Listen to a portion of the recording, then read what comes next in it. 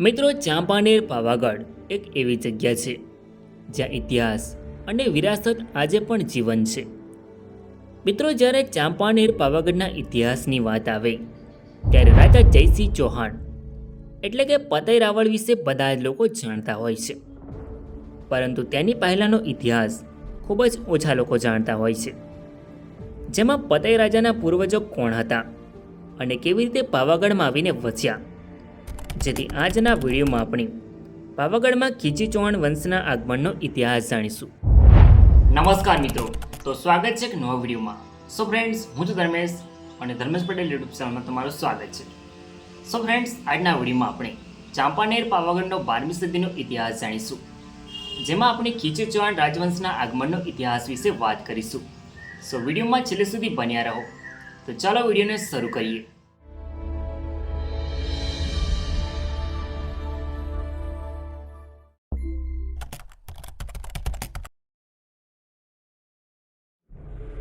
મિત્રો, 12મી સદી દરમિયાન રાજસ્થાનના રણથંભોર રાજ્યમાં રાજા જૈત્રસિંહ ચૌહાણ શાસન કરતા હતા.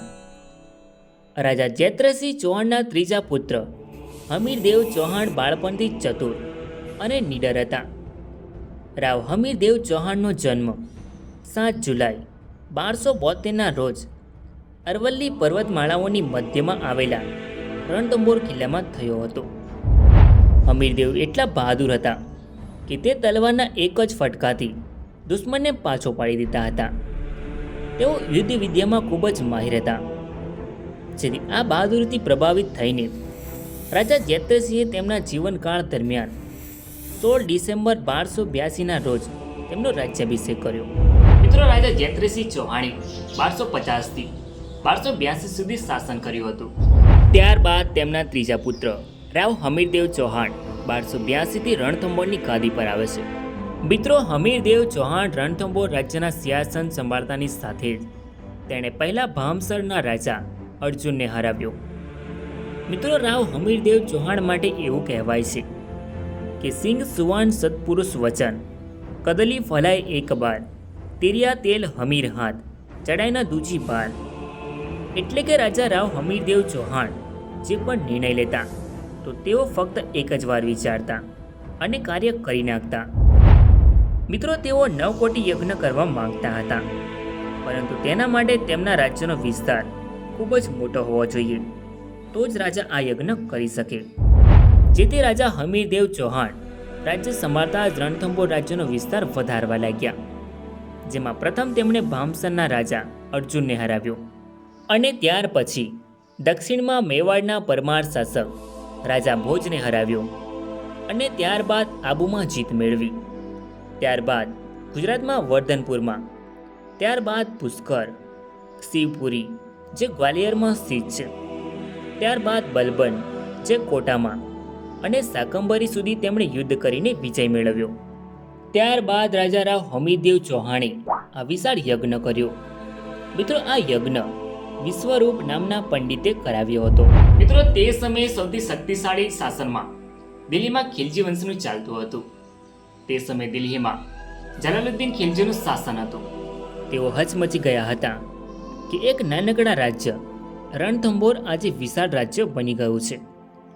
જેથી તેમણે વિચાર્યું કે આજે નહીં તો કાલે મારા રાજ્ય પર તકલીફ તો ઊભી થશે. જેથી રણથંભોરના રાજા હમીરદેવ ચૌહાણને નિયંત્રણ પર રાખવા જલાલુદ્દીન ખિલજીએ રણથંભોર પર પ્રથમ આક્રમણ વર્ષ 1290માં કર્યું. જેમાં આ યુદ્ધમાં રાજા હમીરદેવે તેમના સેનાપતિ ગુરુદાસને મોકલ્યા હતા, જેમાં તેઓ વીરગતિ પામે છે. જેથી રણથંભોર રાજ્યના જાયણ કિલ્લાને જલાલુદ્દીન ખિલજીએ જીતી લીધો. ત્યારબાદ 1292માં રણથંભોરને જીતવા માટે જલાલુદ્દીન ખિલજીએ ફરી આક્રમણ કર્યું, જેમાં લાંબા સમય સુધી રણથંભોરના કિલ્લાને જલાલુદ્દીન ખિલજીએ ઘેરી રાખ્યો, છતાં પણ રણથંભોરને જીતી ન શક્યો. જેથી જલાલુદ્દીન ખિલજી પાછા ફરવાનો નિર્ણય લીધો. જેથી તેમણે તેમના સેનાપતિ મલિક અહેમદ ચાપને ત્યાંથી પાછા જવા કહ્યું. ત્યારબાદ તેઓ ફરી દિલ્હી જતા રહે છે. મિત્રો, જલાલુદ્દીન ખિલજી 2 વાર રણથંભોર પર આક્રમણ કરવા આવ્યો, પરંતુ તે હારીને જતો રહ્યો. ત્યારબાદ 1296માં જલાલુદ્દીન ખિલજીને તેના ભત્રીજા અલાઉદ્દીન ખિલજીએ હત્યા કરીને મારી નાખ્યો અને દિલ્હીનો શાસક બની ગયો. ત્યારબાદ અલાઉદ્દીન ખિલજી અને હમીરદેવ ચૌહાણ સાથે યુદ્ધ થયા, જેમાં 3 વાર સેનાપતિઓની આગેવાનીમાં અલાઉદ્દીન ખિલજીએ રણથંભોર પર આક્રમણ કરાવ્યું, છતાં પણ તેઓને રણથંભોર પર જીત ન મળી. મિત્રો, આમાં તુર્કી સેનાનો સેનાપતિ નુસરત ખાં પણ મરી ગયો હતો. મિત્રો, વર્ષ 1298-99માં એક ઘટના થાય છે જાલોર રાજ્યમાં, જ્યારે અલાઉદ્દીન ખિલજીની સેના ગુજરાત પર આક્રમણ કરીને લૂંટેલો માલ સામાન લઈને આવી રહ્યા હતા, જેમાં તેઓ જાલોર રાજ્યના રસ્તે દિલ્હી જઈ રહ્યા હતા. મિત્રો, અલાઉદ્દીન ખિલજીની સેનામાં અલાઉદ્દીન ખિલજીના મુખ્ય સૈનિકો અને માંગોલની સેના બંને સાથે મળીને ગુજરાત પર આક્રમણ કર્યું હતું, જેથી જાલોર રાજ્યમાં આવતા જ બંનેમાં મતભેદ થયા અને માલ સામાન વહેંચણીના મુદ્દે ઝઘડાઓ ચાલુ થયા, જેમાં અલાઉદ્દીન ખિલજીના ભાઈએ માંગોલની સેનાને કહ્યું કે લૂંટેલા માલ સામાનમાંથી અડધો ભાગ આપી દો, પરંતુ માંગોલની સેનાએ ના આપ્યો અને લૂંટેલો માલ સામાન લઈને રણથંભોર રાજ્યમાં હમીરદેવ ચૌહાણની શરણમાં જતા રહે છે. મિત્રો, માંગોલ સેના અલાઉદ્દીન ખિલજીની શત્રુ બની ગઈ હતી, જેથી હમીરદેવ ચૌહાણે તેમને શરણમાં રાખ્યા. જ્યારે અલાઉદ્દીન ખિલજીના સૈનિકો થોડો માલ સામાન લઈને જઈ રહ્યા હતા, તેમાં જાલોરના સૈનિકો આવીને લૂંટીને જતા રહ્યા, જેથી અલાઉદ્દીન ખિલજીને બંને બાજુથી નુકસાન થયું. એક લૂંટેલો માલ સામાન માંગોલની સેના લઈ ગઈ, જ્યારે વધેલો માલ સામાન જાલોરની સેના લઈ ગઈ. જ્યારે હમીરહટમાં ઉલ્લેખ કરવામાં આવ્યો છે કે જેમાં અલાઉદ્દીનની બેગમ ચિમના બેગમ સાથે મંગોલના સેનાપતિને પ્રેમ થઈ ગયો હતો, જેની જાણ અલાઉદ્દીન ખિલજીને થતાં મોહમ્મદ શાહ રણથંભોર ભાગી ગયો હતો. જ્યારે તે સમયના લેખક અમીર ખુસરોએ કારણ બતાવતા જણાવ્યું હતું કે બંનેની લડાઈનું કારણ એકબીજાના સામ્રાજ્ય વધારવા માટે થયા હતા. મિત્રો, આ 3 બાબતો છે જેમાં અલાઉદ્દીન ખિલજી અને હમીરદેવ ચૌહાણ વચ્ચે યુદ્ધ થવાના કારણો બન્યા. ત્યારબાદ વર્ષ 1299માં અલાઉદ્દીન ખિલજીએ તેની સેના રણથંભોર પર આક્રમણ કરવા મોકલી, જેમાં ઉલુગ ખાં, અલ્ફ ખાં અને નુસરત ખાં તુર્કી સેનાને લઈને આવ્યા. તેઓ પહેલાં જયણ તરફ આવ્યા અને બનાસ નદીની આસપાસ તેમનો ડેરો જમાવ્યો. ત્યારબાદ આ સેનાએ ખેતરોમાં તબાહી મચાવી, લૂંટપાટ કરી અને લોકોને હેરાન કર્યા, જેથી આ સમાચાર રાજા હમીરદેવ ચૌહાણને મળે છે. જેથી રાજાએ તેમના સેનાપતિ ધરમસિંહ અને ભીમસિંહને મોકલ્યા.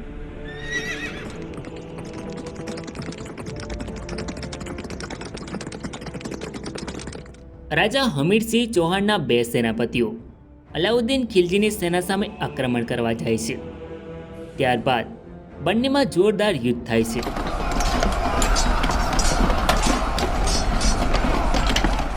આ યુદ્ધમાં સેનાપતિ ધરમસિંહ અને ભીમસિંહે તુર્કી સેનાને હરાવી નાખ્યા અને લૂંટેલો માલ સામાન લઈને રણથંભોર રાજ્ય તરફ આવવા નીકળે છે.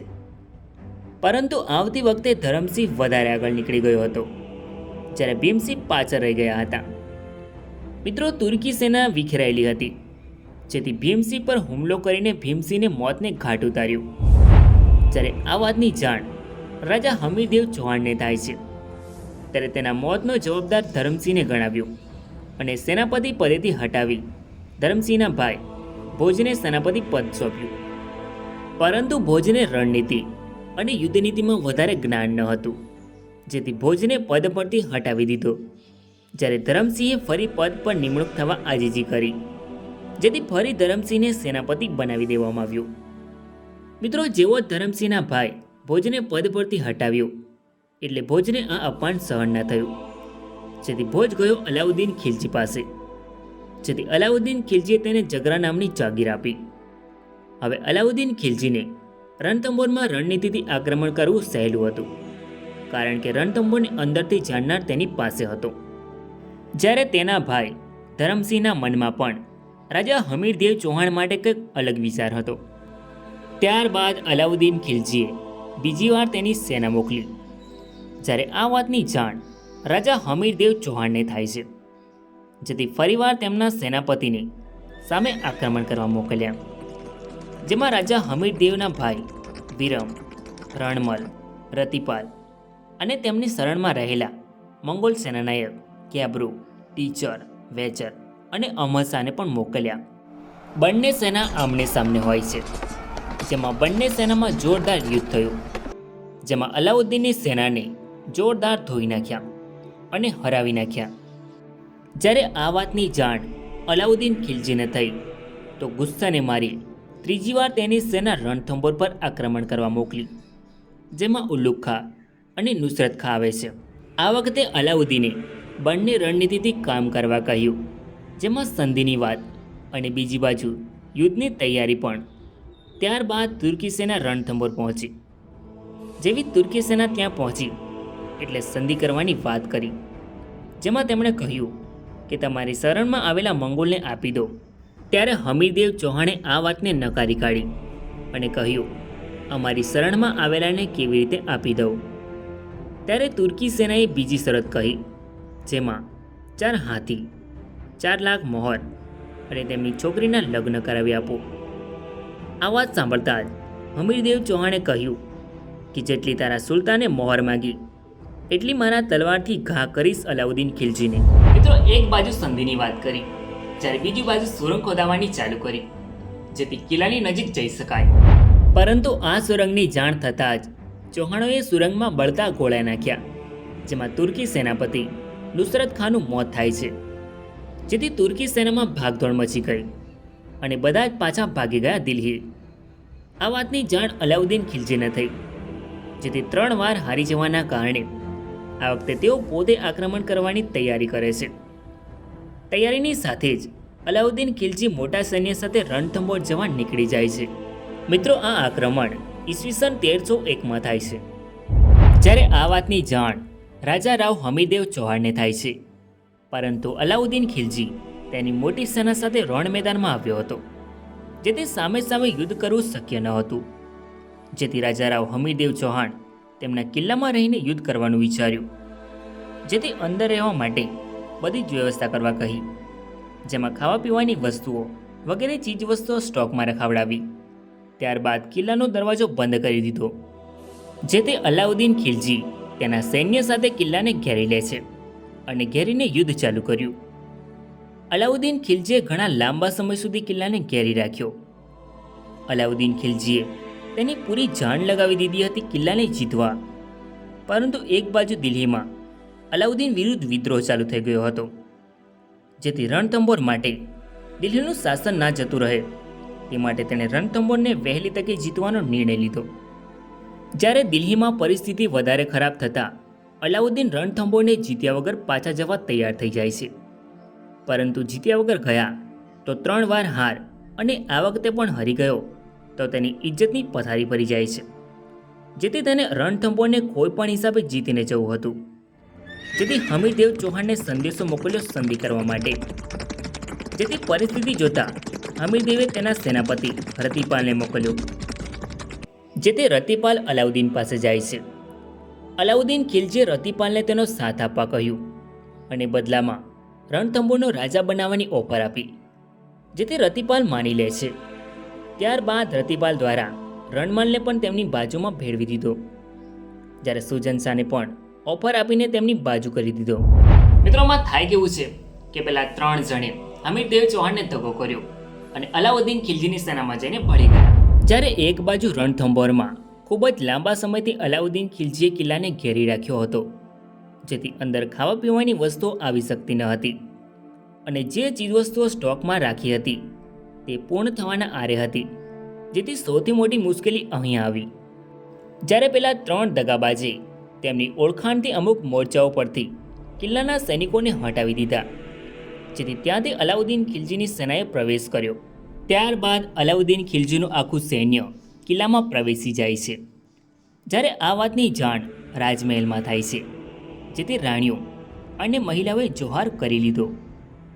જ્યારે એક બાજુ અલાઉદ્દીનની સામે વીરત્વ બતાવી રહેલા હમીરદેવ ચૌહાણે પોતાના પુત્ર રામદેવને બહાર સલામતી માટે રવાના કરી દીધો, જેથી રાજકુમાર રામદેવ ચૌહાણ પિતાના થોડા સૈનિકોની સાથે સુરક્ષિત જગ્યા પર ભાગી જાય છે.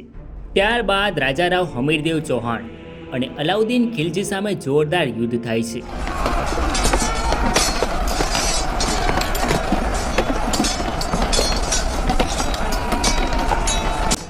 મિત્રો, હમીરદેવ ચૌહાણ અને તેમના સાથીઓએ જોરદાર ટક્કર આપી, પરંતુ મોટી સેના સામે તેઓ વધારે સમય સુધી લડી ન શક્યા અને રણથંભોર રાજ્યને બચાવવા છેલ્લા શ્વાસ સુધી લડ્યા, જેમાં છેલ્લે રાજા રાવ હમીરદેવ ચૌહાણનું મોત થાય છે અને રણથંભોર રાજ્ય પર અલાઉદ્દીન ખિલજી કબજો મેળવી લે છે.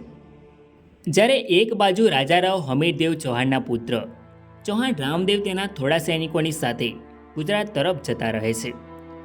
ચૌહાણ રામદેવે તેના થોડા સૈન્યની સાથે પાવાગઢની આજુબાજુના પ્રદેશની સુરક્ષિતતા અને રમણીયતા જોઈ આસપાસના પ્રદેશ ઉપર તેમની સત્તા જમાવી, જેમાં તેમણે પાવાગઢ ઉપર એક મજબૂત કિલ્લો તૈયાર કર્યો અને તેમના નાનકડા રાજ્યની ચાંપાનેર નગર રાજધાની બનાવી અને તેમનું શાસન શરૂ કર્યું. તો મિત્રો, આ તો રાજા પતઈ રાવળના પૂર્વજોના પાવાગઢમાં આગમન વિશેનો ઇતિહાસનો વિડીયો. આઈ હોપ કે તમને આ વિડીયો ગમ્યો હશે. સો વિડીયોને લાઇક કરીને કમેન્ટમાં તમારો અભિપ્રાય જરૂર લખો. હવે આપણે નેક્સ્ટ વિડીયોમાં ચૌહાણ રામદેવથી ચૌહાણ જયસિંહ એટલે કે પતઈ રાવળ સુધીના શાસન વિશેનો ઇતિહાસ જાણીશું. સો આવા ઐતિહાસિક વિડીયોને મિસ ના કરો તે માટે ચેનલને સબસ્ક્રાઈબ જરૂર કરો. તો મળીએ નેક્સ્ટ વિડીયોમાં. ધન્યવાદ.